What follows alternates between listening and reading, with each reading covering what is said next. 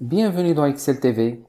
Cette capsule illustre comment utiliser la fonction d'Excel la plus populaire, à savoir la fonction si. La fonction si nécessite 3 arguments. Le premier argument est le test logique. Donc la fonction si évalue une comparaison logique en posant la question: est-ce que le test logique est vrai ou est-ce qu'il est faux?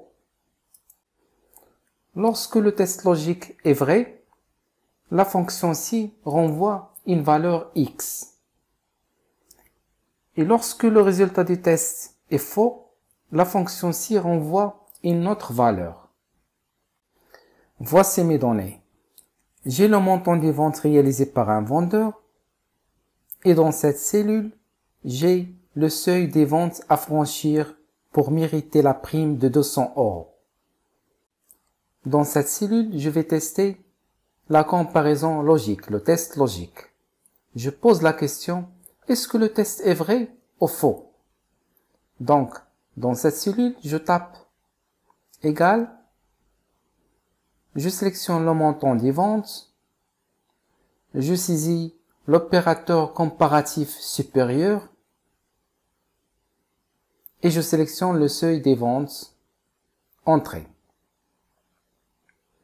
Le test logique renvoie faux, car le montant des ventes est inférieur au seuil requis. Lorsque je modifie le montant des ventes, je mets par exemple 25 000, le test renvoie vrai. Je sélectionne cette cellule et j'utilise la fonction si égale si. Je commence par le test logique, donc je sélectionne le montant des ventes supérieur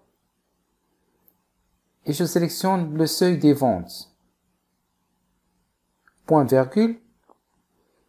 Si le test est vrai, je souhaite que la fonction si renvoie 200 €.